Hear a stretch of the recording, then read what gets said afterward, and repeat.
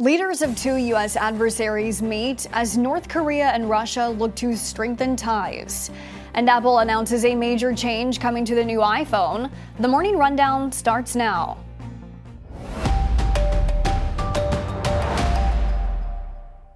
This is Straight Arrow News, bringing you unbiased straight facts. Today is Wednesday, September 13th. Thank you for joining us. I'm Kara Rucker. An alliance has been strengthened between North Korea and Russia after North Korean leader Kim Jong Un traveled to meet with Russian President Vladimir Putin in person. Kim expressed full and unconditional support for Russia and encouraged Moscow to keep defending itself in what he called a sacred fight in Ukraine. The two world leaders met for about 4 to 5 hours, according to local media reports. Video posted by Russian state media showed the two smiling and shaking hands. Kim Jong Un was given a tour of Russia's launch pads, inspecting a Russian spaceport before meeting one-on-one behind closed doors. It's that conversation that has sparked concerns from the U.S., believing there is a high possibility the North will supply Russia with ammunition to use in Ukraine. North Korea may have tens of millions of artillery shells and rockets that could give Russia's army a significant advantage. The meeting came hours after South Korea reported the North fired 2 ballistic missiles toward its eastern seas. House Speaker Kevin McCarthy has moved to open a formal impeachment inquiry into President Biden.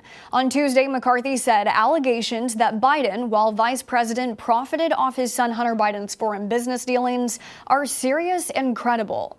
A White House spokesman called the move political.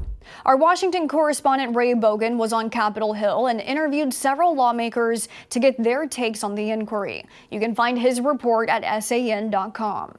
Just as the House opens its impeachment investigation, a new Reuters poll published yesterday shows President Biden's approval rating is holding steady despite the noise. Biden's approval rating edged up to 42% this month, the highest since March. This is largely a split opinion among parties. 80% of Democrats approve of Biden, while 91% of Republicans disapprove. While Biden's approval rating remains high among his party, according to a recent Associated Press poll, more than 2/3 of Democrats believe Biden, at the age of 80, is too old to be their party's choice for 2024.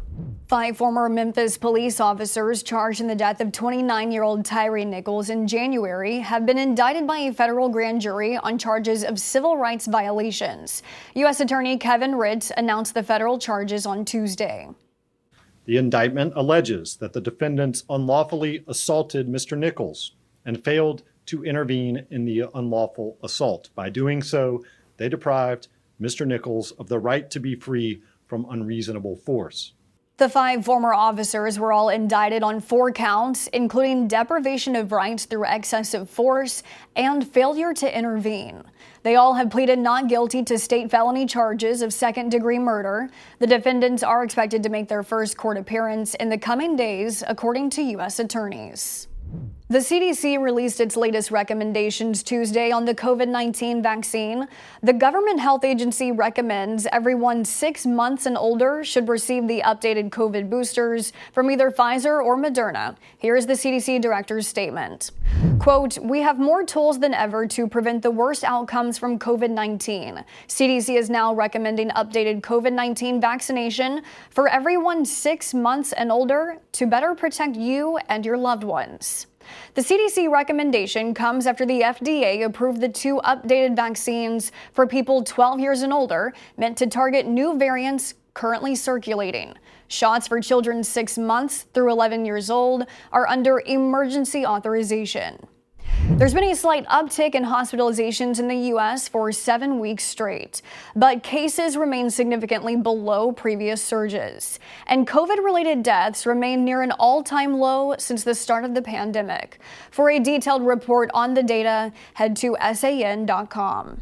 Apple has unveiled its next generation of iPhones, and they come with some big changes. For the first time in 11 years, iPhone users will no longer need Apple's proprietary Lightning port cables, as the company is switching to the USB-C standard that is already being used by many electronics, including Apple's own Mac computers and iPads, as well as non-Apple products.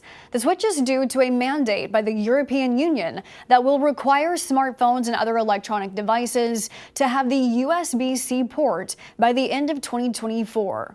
All 4 versions of the iPhone 15 will be available for pre-order this Friday and go on sale in stores next week, with pricing remaining the same except for a $100 increase for the top-of-the-line model iPhone 15 Pro Max, now at $1,200. The announcement comes as Apple has reported a mild slump in iPhone sales. The company's stock price has dipped by nearly 10% since mid-July, dropping its market value below the $3 trillion threshold it reached earlier this summer. Finally this morning, McDonald's is phasing out a signature feature in its restaurants, these self-serve soda machines. The fast food chain says the stations will be eliminated at its U.S. locations by 2032. The company says this move is to create a consistent experience for both employees and customers, whether consumers are ordering their food through delivery, drive-thru, or in the restaurant. McDonald's has not said how the machine's removal would impact drink refills. The switch comes as the company is seeing a change in consumer behavior. Digital sales, which include app, delivery, and kiosk purchases, account for almost 40% of its system-wide sales for the second quarter of 2023. These are your top stories for this Wednesday. Thanks for joining us on the Morning Rundown. We're on a mission to bring back trustworthy journalism by serving only you, not an agenda. Be sure to check out more of our work at san.com and on the Straight Arrow News app. We'll see you back here tomorrow. Until then, I'm Kara Rucker. Have a great day.